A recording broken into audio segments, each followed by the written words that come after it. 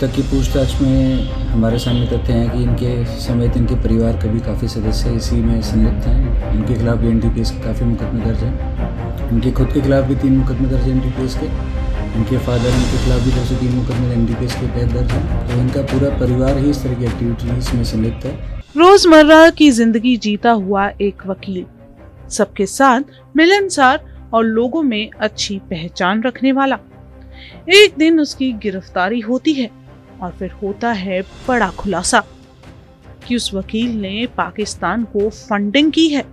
Funding drug तस्करी और अवैध गतिविधियों के लिए। और जैसे ही इसकी भनक पुलिस की स्पेशल इन्वेस्टिगेशन टीम को मिलती है तो शुरू होता है धड़ाधड़ गिरफ्तारियों का सिलसिला। आपको बताएं, हरियाणा के नूंह जिले में पाकिस्तानी जासूसी और टेरर फंडिंग का एक बड़ा नेटवर्क का खुलासा हुआ है। इस मामले का मुख्य आरोपी वकील रिजवान है, जिसे नवंबर 2025 में गिरफ्तार किया गया था। जनवरी 2026 की शुरुआत तक इस नेटवर्क से जुड़े कुल 8 आरोपियों को गिरफ्तार किया जा चुका है।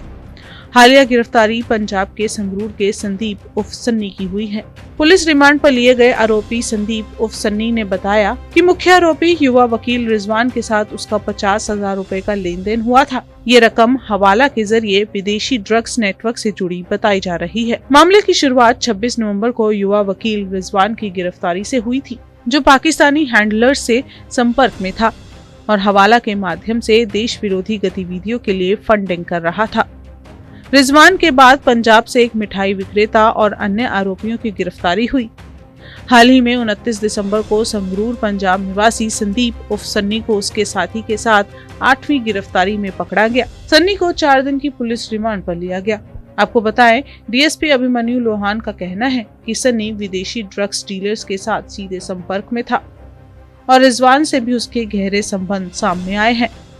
रिजवान के बैंक खाते से सन्नी को 50,000 रुपए ट्रांसफर किए गए थे। पुलिस की माने तो सन्नी का पूरा परिवार ड्रग्स कारोबार से जुड़ा है। सन्नी के भाई पर पंजाब में 2 मुकदमे दर्ज हैं, जबकि खुद सन्नी पर एनडीपीएस एक्ट के मामले चल रहे हैं। सन्नी की मां पर भी 6 एनडीपीएस के मामले दर्ज पाए गए हैं।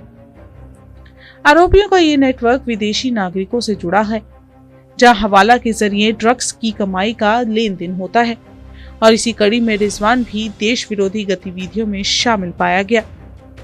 डीएसपी का कहना है कि जांच में लगातार नई कड़ियां अब जुड़ती जा रही हैं और पुलिस सक्रिय कार्रवाई कर रही है। मामले में और गिरफ्तारियां होने की भी अभी संभावना है।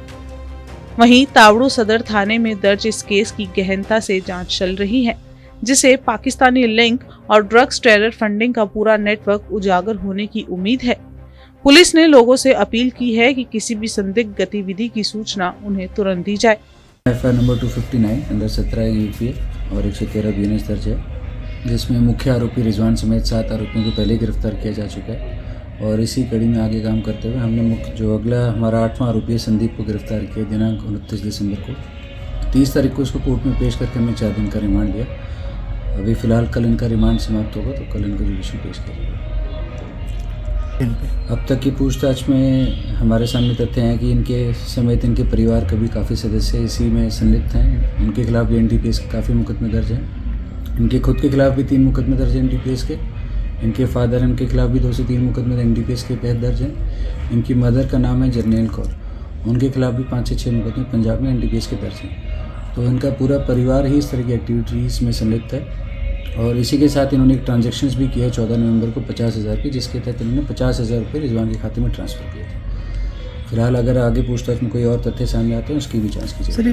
पाकिस्तान विदेशी नागरिकों के संपर्क में थे, उनके कहने से ही ये पैसे ट्रांसफ़र करते थे, उनके कहने से ही ये वहाँ पे एनडीपीएस का काम करते थे और आगे और भी जो पूछताछ में आएगा उसके तहत कार्रवाई की जाएगी। पुलिस अधिकारियों की माने तो नूंह जिला धीरे धीरे साइबर अपराध और अवैध धन हस्तांतरण का एक प्रमुख केंद्र बनकर उभरा है। नवंबर 2025 में दिल्ली के लाल किले में हुए विस्फोट की जांच में भी नूंह एक प्रमुख केंद्र के रूप में उभरा था। जांच एजेंसियों ने इसे व्हाइट कॉलर आतंकवाद कहा है, जिसमें शिक्षित पेशेवर जैसे फरीदाबाद अल फलाह विश्वविद्यालय से जुड़े डॉक्टर शामिल पाए गए। नूंह अब केवल स्थानीय अपराध तक सीमित नहीं है, बल्कि एक साइबर फ्रॉड के जरिए टेरर फंडिंग जुटाने का केंद्र बन चुका है। मध्य प्रदेश पुलिस की जांच में भी सामने आया था कि नूह से संचालित एक गिरोह ने 3000 करोड़ से ज्यादा की धोखाधड़ी की थी, जिसका एक हिस्सा संदिग्ध रूप से राष्ट्र विरोधी गतिविधियों के लिए उपयोग किया गया। वहीं मई 2025 और जनवरी 2026 की रिपोर्ट के मुताबिक नूह में एक ऐसे कई संदिग्धों को गिरफ्तार किया गया है जो पाकिस्तान की खुफिया एजेंसी ISI के लिए जासूसी कर रहे थे और भारतीय सेना की गोपनीय जानकारियों को साझा कर रहे थे। जांच एजेंसियों के अनुसार नूह के कुछ इलाकों में सोशल मीडिया और व्यक्तिगत संपर्कों के माध्यम से युवाओं को कट्टरपंथ किया जा रहा है। आपको बताएं कि नूह मुस्लिम बहुल क्षेत्र है।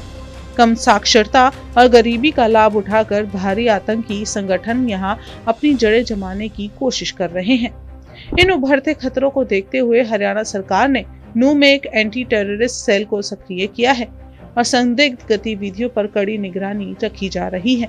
वहीं पुलिस ने लोगों से अपील की है, किसी भी संदिग्ध गतिविधि की सूचना तुरंत दी जाए।